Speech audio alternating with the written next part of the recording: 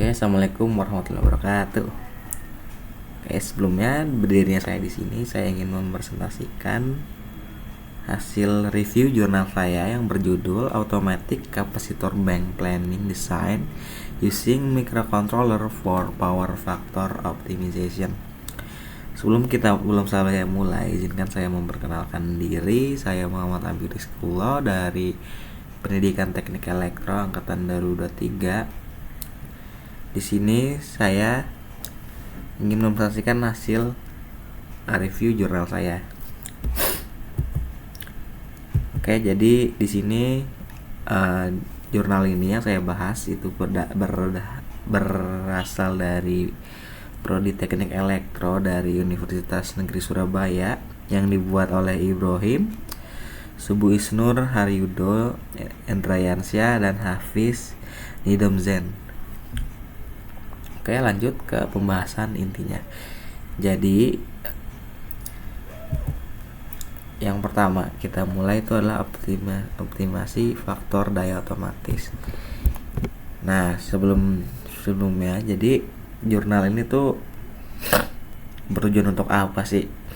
Yang pertama, kita harus tahu masalah yang dibahas oleh jurnal ini itu apa, yaitu optimasi faktor daya otomatis. Jadi jurnal ini ingin merancang sistem optimisasi power factor menggunakan kapasitor bank otomatis yang dikontrol dengan microcontroller. Nah, kenapa alat ini ingin dibuat? Yang pertama, contohnya berapa? Kualitas daya listrik pada sektor rumah tangga ya, khususnya bagi pelanggan dengan daya 2200 VA seringkali menjadi isu yang terabaikan namun krusial karena berdampak langsung pada efisiensi energi dan keandalan operasional. Salah satu indikator utama dari kualitas daya adalah nilai faktor daya atau KOSPI. Nah, jadi banyak penelitian juga yang terdahulu tuh telah menganalisis sistem perbaikan faktor daya di lingkungan rumah tangga dan industri. Namun, sebagian besar pendekatan yang ada masih bergantung pada peralihan manual atau perangkat industri berbiaya tinggi sehingga membatasi praktisitasinya bagi konsumen residensial skala kecil. Nah, makanya karena ada banyak isu yang terabaikan misalnya seperti efisiensi energi dan keandalan operasionalnya, salah satu indikator yang menjadi indikator ya kualitas daya itu kita adalah KOSPI. Jadi tantangan dari faktor dayanya yang terjadi itu adalah yang pertama ada beban induktif modern yang seperti misalnya AC, kulkas, dan pompa air menurunkan faktor daya hingga di bawah ambang batas PLN yaitu 0,85. Di sini kan KOSPI bagusnya itu mendekati 1 atau 0,95 lah. Nah, namun di standar PLN yaitu ambang batasnya itu 0,85. Hal ini menyebabkan arus reaktif yang tinggi tanpa menghasilkan kerja yang berguna. Nah, jadi karena power faktornya kecil atau di bawah standar, ini menyebabkan arus reaktif, dan tentu saja buat masyarakat ini emang hal yang cukup bahaya ya teman-teman ya. Walaupun memang tidak terjadi atau jarang ya masalah seperti itu, cuman dalam waktu yang panjang misalnya dalam 10 tahun atau seterusnya, jika masalah yang terjadi dalam rumah tangga tentunya akan timbul masalah. Nah, itu dan yang selanjutnya adalah penelitiannya. Dari penelitian ini, pendekatan lama masih mengandalkan peralihan manual atau perangkat industri yang mahal. Nah, dibutuhkan solusi otomatis, terjangkau, dan adaptif untuk skala rumah tangga. Oleh karena itu, penyusun dari jurnal ini ingin menyusun sistem perbaikan power factor otomatis terjangkau dan adaptif. Jadi semua orang bisa menggunakan dari kalangan bawah sampai kalangan atas. Jadi tidak terhalang oleh biaya dan yang lainnya, teman-teman. Nah, jadi kan sudah dijelaskan ya contohnya seperti apa dan kenapa kita tidak boleh power factor itu di bawah 0,85. Yang pertama di sini ada 4 dampaknya. Yang pertama ada peningkatan daya reaktif atau VAR, yang bukan VAR sepak bola ya, VAR ya kan ya. Ya, VAR itu apa? Itu memberikan beban tambahan pada jaringan listrik tanpa kerja produktif yang tadi disebutin. Jadi peralatan listrik kerja lebih ekstra, teman-teman, dan hasilnya sama aja gitu. Misalnya analoginya gini, kalian misalnya melakukan satu hal yang sama, teman. Misalnya kalian lagi nulis dalam 10 menit kalian dapat 100 kata. Nah, cuman kalian nulis sambil bawa tas yang isinya laptop dan buku-buku kalian, kan otomatis berat tuh.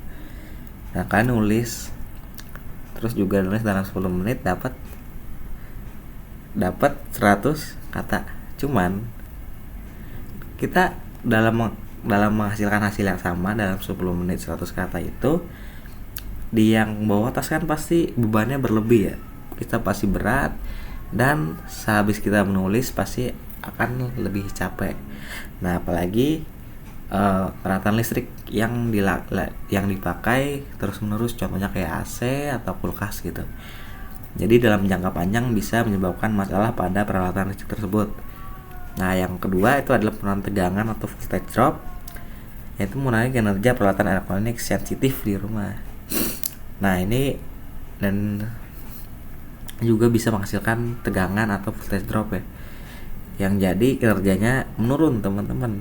Peralatan elektronik misalnya dari yang casan kalian misalnya yang dari awalnya 44 watt, karena faktor dayanya rendah bisa turun ke 30 watt atau 20 wattan lah. Lanjutnya ada stress thermal, karena tadi kan kita menggunakan beban berlebih dan peningkatan arus juga menyebabkan panas berlebih pada kabel dan mempercepat degradasi alat. Jadi dampaknya faktor daya yang rendah itu menyebabkan alatnya cepat rusak, alat listrik. Karena kita juga nggak mau alat listrik di rumah kita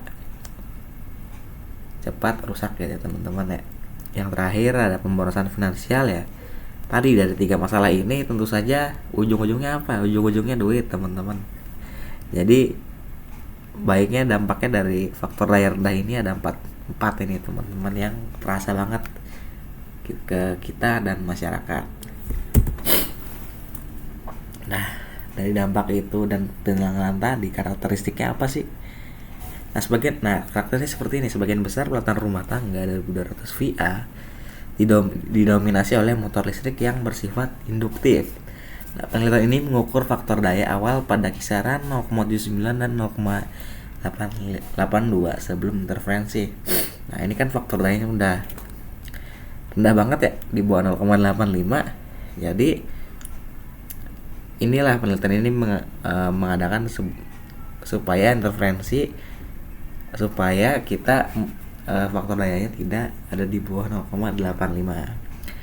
Dan beban induktif kan ini Q sama dengan P dikali tan ya, teman-teman. Jadi kita lanjut. Nah, jadi dari pengenalan tadi, apa sih desain sistemnya dan tujuan sistemnya dari jurnal ini? Yang pertama kita bahas arsitekturnya dulu ya. Nah, desain yang dipakai itu mengintegrasi sensor akurasi tinggi dengan pemrosesan cerdas untuk memastikan perbaikan yang mulus. Nah, yang pertama kita pakai sensor itu untuk pemantauan real time-nya.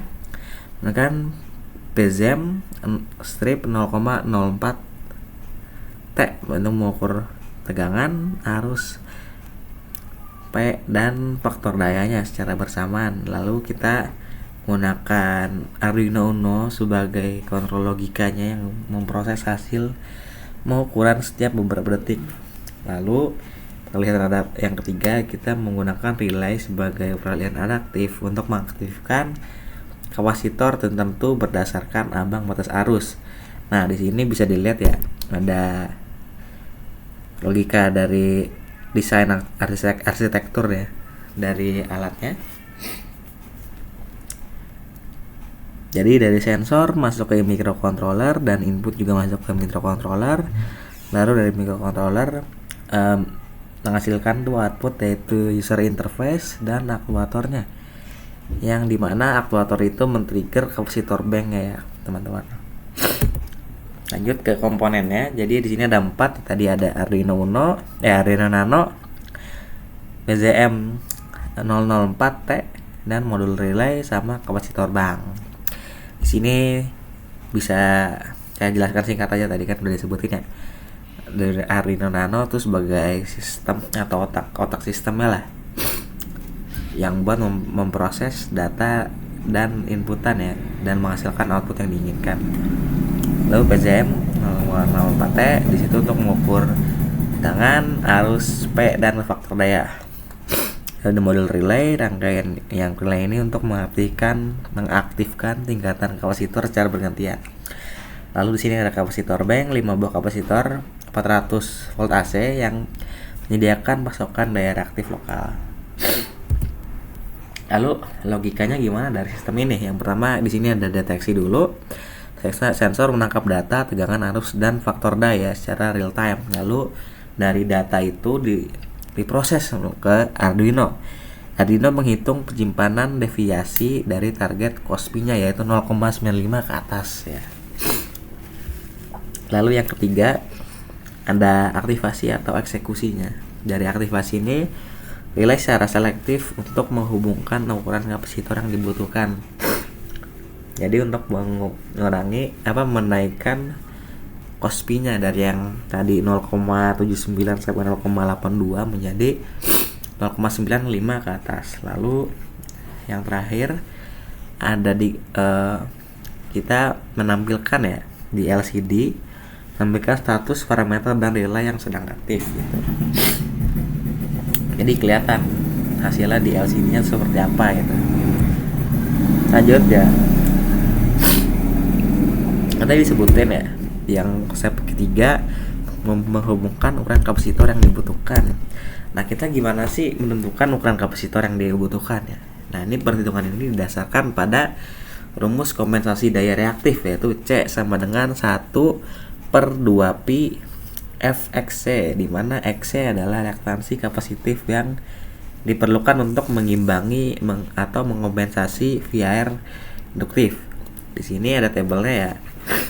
Nah, di sini adalah tegangan kurennya, yaitu 2 ampere, dan required kapasitor, dan yaitu kapasitor yang dibutuhkan. Jadi yang untuk 2 ampere 6,8 mikrofarad, 4 ampere 12,40 mikrofarad dan seterusnya. Nah, jadi ada 5 arus ya, dan masing-masing kapasitor yang dibutuhkan.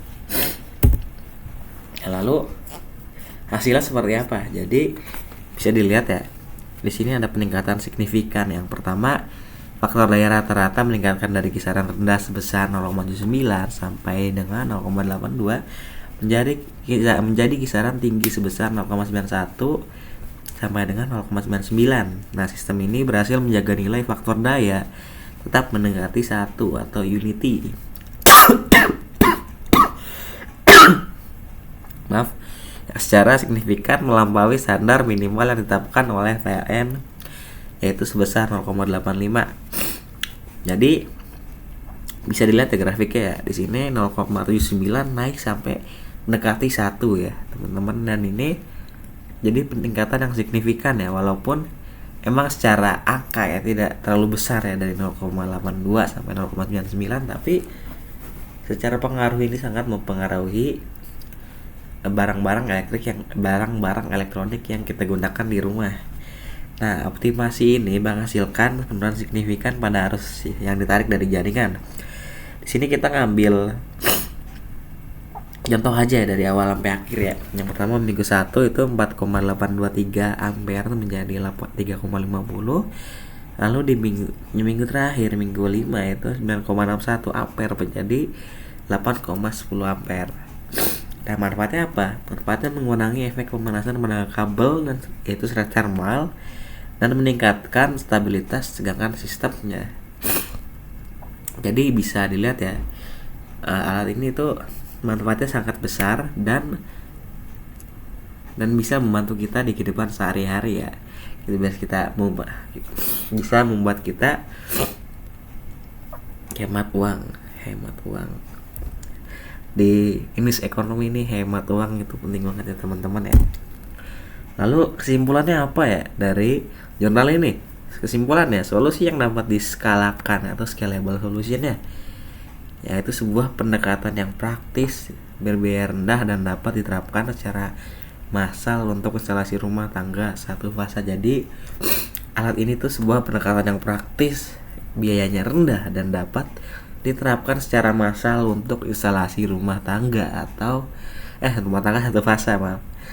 Dan ini ya terbukti ya sangat efisien ya, peningkatan signifikan dari faktor dayanya tadi dan pengurangan konsumsi energi hingga hampir 18%. Jadi apakah worth it banget teman-teman ya. Jadi ini kita bisa pertama menjaga peralatan listrik di rumah.